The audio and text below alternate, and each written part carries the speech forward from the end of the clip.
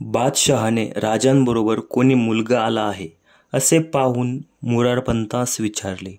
शहाजीराजांचे पुत्र ते हेच काय? पंतांनी होय म्हटले आणि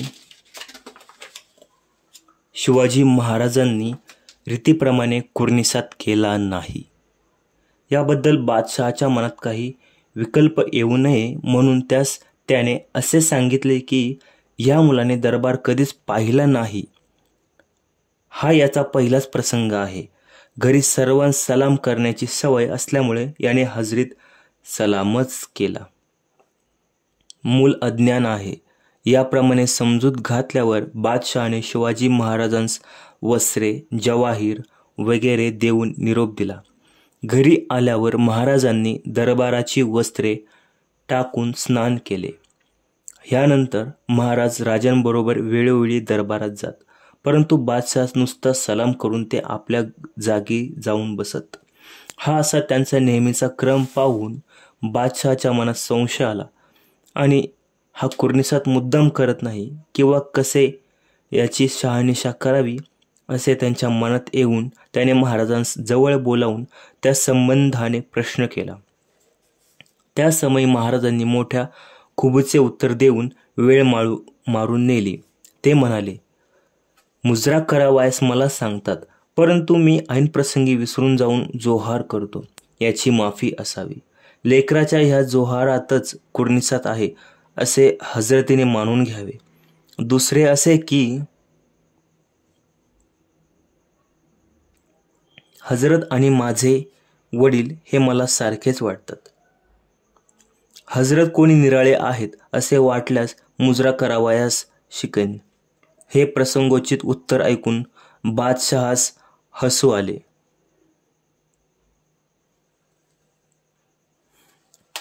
दरबारात जाताना वाटेत कसायांची दुकाने लागत. त्यात कच्चे गोमांस व गुरांच्या मुंड्या विकावयासाठी मांडून ठेवलेल्या असत. त्याप्रमाणेच उद्मी लोक राजवाड्यासमोर शिजवलेले मांस विकाव्यास बसत. हा प्रकार पाहून शिवाजी महाराजांस अतिशय वाईट वाटे व ते अगदी संतप्त होत. त्या उद्गम्य व खाटकांस जिवे मारावे असा त्यास द्वेष येई, परंतु करतात काय?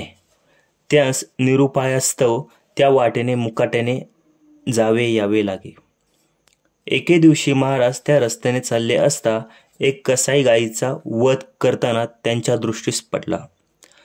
त्याबरोबर ते त्यांच्या अंगावर धावून गेले आणि त्याला चांगला मार देऊन त्यांनी ती गाय सोडविली. ह्या गोष्टीचा चोहोकडे बोभाटा झाला, परंतु शहाजीराजांचे वजन दरबारात अतोनात असल्यामुळे त्यांच्या वाटेस कोणी गेला नाही व बादशहानेही ती गोष्ट मनास आणली नाही. हा गोवधाचा प्रकार नेहमी नजरेस पडून शिवाजी महाराजांस अगदी वीट आला. त्यांनी तो असह्य होऊन यवनांच्या राजधानीत अंतपर राहू नये असे वाटले व दरबारात पुन्हा कधी जाऊ नये असा त्यांनी निश्चय केला. परंतु पित्याने आज्ञा केली म्हणजे तिचे उल्लंघन करणे महत्पाप आहे असे ते समजत. यास्तव त्यांनी एक दिवशी तीर्थरूपांस असे सविनय कळविले की मला आपल्याबरोबर दरबारात यावयाची आज्ञा करू नये, कारण वाटेत गोमांसाची दुकाने मांडलेली असतात, ती माझ्याने पाहवत नाहीत. आपण बादशहाचे ताबेदार असल्यामुळे आपणास या गोष्टींकडे कानाडोळा करावा लागतो. बादशहाच्या मनास वाईट वाटेल असे काही एक आपणास बोलता किंवा करता येत नाही. तरी रस्तोरस्ती होणारा गोवध व गोमांसाची दुकाने बंद होत नाहीत तोपर्यंत मी दरबारास यावयाचा नाही. हा प्रकार बंद होईल अशी काही तजवीज केल्यावर मग मला दरबारास बरोबर येण्याची आज्ञा करावी. हे पुत्राचे निकराचे बोलणे ऐकून शहाजीराजे पेचात पडले. एकटे दरबारात जावे तर बादशाह विचारणार मुलास का आणले नाही म्हणून. त्यास काय उत्तर द्यावे अशा फिकिरीत राजे पडले असता मिर्झुमला नामे करून एक सरदार त्यांच्यापाशी काही सलामसलत विचारावयासाठी आला.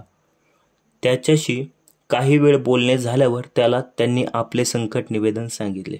तेव्हा त्या सरदाराने राजांना असे म्हटले की मुलास आज घरीच राहू द्या. आपण दोघे दरबारात जाऊ आणि हजरतींची मर्जी पाहून या प्रकरणी गोष्टी काढू. याप्रमाणे ते दरबारात गेले व सरकारी कामकाज आटोपल्यावर बादशहाची खुशमर्जी पाहून त्या सरदारांनी त्याच्यापाशी असा अर्ज केला की, खुदावंत, आपण सर्वाचे मायबाप आहात. आपली हिंदू व मुसलमान अशी प्रजा असून आपली सर्वांवर सारखी कृपा आहे. आपल्या पदरी जसे मुसलमान नोकर आहेत तसे हिंदूही पुष्कळ आहेत. त्यास आपापल्या धर्माप्रमाणे वागू देणे हे खावंदास उचित आहे. गोवध व गोमांस सेवन ही हिंदूस मोठी पातके वाटतात. आपल्या राजरस्त्यावर व राजवाड्याच्या आसपास गोमांसाची दुकाने असून सर्वांदेखत गोहत्या होत असते. ते पाहून हिंदूस अतिशयीत वाईट वाटणे साहजिक आहे. शहाजी राजांसारखे इब्रतदार व वजनदार सरदार आपल्या पदरी आहेत. त्यांच्या मनात जेणेकरून वाईट वाटणार नाही असे करणे हे आपणास उचित आहे. खावंदापाशी या प्रकरणी आपण होऊन बोलण्याचे धैर्य त्यांस होत नाही. शहाजी राजांचा पुत्र शिवाजी आज दरबारास आला नाही. याचे कारण हेच होय. हा गोवधाचा व गोमांस विक्रयाचा देखावा त्याच्याशी मुळीच पाहवत नाही. तो आपल्या बापावर फारच रागावला आहे.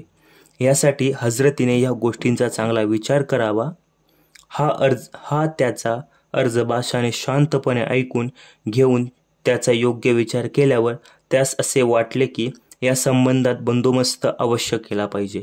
मग त्याने अशी ताकीद देविली की शहरात कोणीही गोवध करू नये किंवा गोमांसांची दुकाने मांडू नयेत. हा हुकूम मोडणारास मोठे शासन होईल.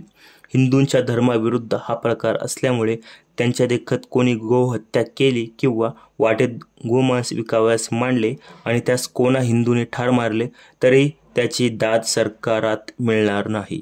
असा सक्त हुकूम चहूकडे जाहीर करून शहराच्या दक्षिणेस दूर एके बाजूस कसाईपुरा बसविला व तेथे सर्व कसायांस जाऊन राहावयास हुकूम केला. हा बंदोबस्त ऐकल्यावर शिवाजी महाराज पुन्हा आपल्या पिताबरोबर दरबारात जाऊ लागले. त्यांची हुशारी, तेज व चौकसपणा पाहून बादशहाशी त्यांच्यावर मर्जी बसली. तो त्यांस वेळोवेळी वस्त्रे, भूषणे, मेवा मिठाई वगैरे देऊन संतुष्ट करी. एके दिवशी एक कसाई गोमांस पाटीत भरून शहराच्या दरबारानजीक आत येऊन विकावयास बसला असता तिकडून शिवाजी महाराज आपल्या काही समवयी मित्रांसह घोड्यावर बसून चालले होते. त्यांची नजर त्या कसायाकडे गेली. त्या सरशी त्यांनी तलवार उपसून त्याचा तेथेच शिरच्छेद केला. तेव्हा त्या कसायाच्या बायकोने सरकारवाड्यात जाऊन बादशहापाशी गाऱ्हाणे केले व त्या संबंधाचा पुरावा दरवाजावरच्या लोकांनीही केला. ती फिर्याद ऐकून बादशहाने म्हटले की शिवाजीराजे यांनी केले ते योग्य आहे. शहरात येऊन मांस विकावयास बसू नये अशी ताकीद तुम्हाला केली असून तुम्ही तिची पर्वा केली नाही. याबद्दल तुम्हाला शिक्षा झाली ती बरोबर आहे. असे बोलून त्या कसायाच्या बायकोस 4 रुपये दफनाईस दिले व चव्हाट्यावर शिर रानरोटी करून दिली. या गोष्टीचा शहरात फारच गवगवा झाला. जो तो म्हणू लागला की आता मुसलमानांचा ह्या राजधानीत काही बोज राहिला नाही. येवनी 5 आजच गारज झाली की काय? बादशाह कसलीच तक्रार कानावर घेत नाही. शिवाजी तर असा उद्दाम आहे की तो बादशहाला कुर्निसात सुद्धा करत नाही. त्याला वाईट वाटते म्हणून सगळ्या कसायांना शहराबाहेर हाकून काढून त्यांची दुकाने वस्तीच्या बाहेर दूर नेली. त्यामुळे सगळ्या मुसलमानांची गैरसोय झाली आहे. यावरून तो शहाजी राजांचा मुलगा फारच शेपाळून गेला आहे. तो आता भरवशात मुसलमानांचे बेधडक खून करू लागला आहे. हे काही बरोबर नाही.